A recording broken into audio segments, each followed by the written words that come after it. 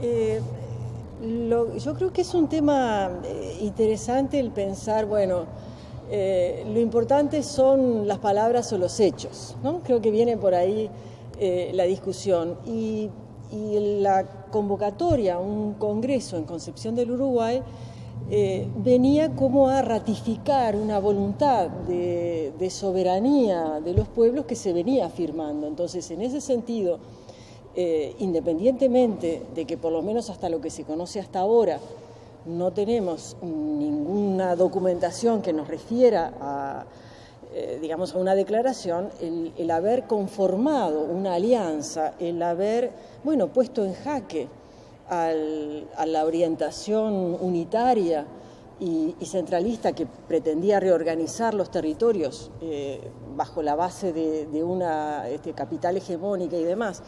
Bueno, eso se había puesto de manifiesto en 1814 y en 1815 incluso traspasa la línea del río Paraná y llega también a Santa Fe y a Córdoba. Esa situación es la que está generando la convocatoria a un congreso que establezca, ahora sí, que en los hechos se ha conseguido lazos escritos de unión.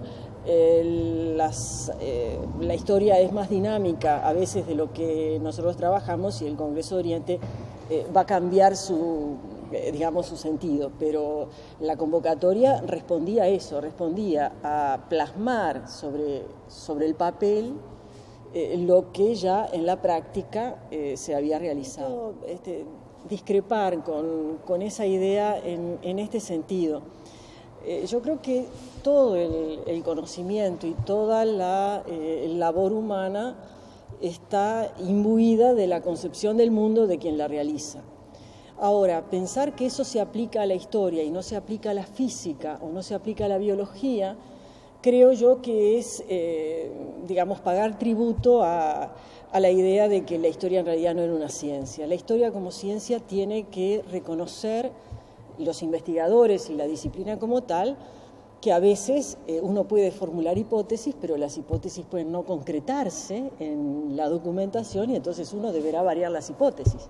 O sea, no deberá no deberá ocultar las fuentes, sino más bien volver a pensar el tema. Entonces, en ese sentido, sí es cierto que la producción historiográfica ha pasado por etapas en que uno diría, no era un saber profesional y teníamos más político-historiadores que historiadores.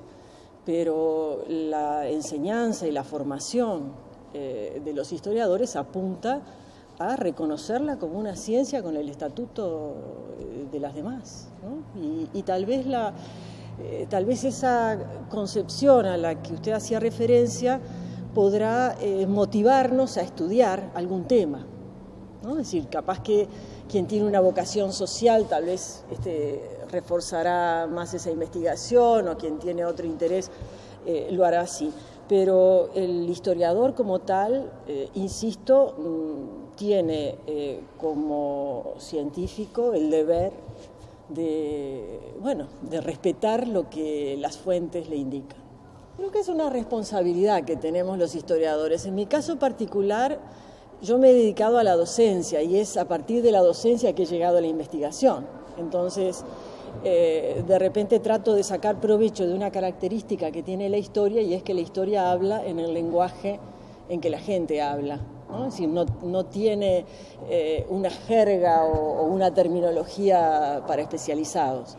Lo que sí es cierto es que a veces nos encerramos mucho en nuestras discusiones y no salimos con el conocimiento, pero corresponde a los medios también el aguijonearnos para que ese conocimiento no quede encerrado en las paredes de una universidad.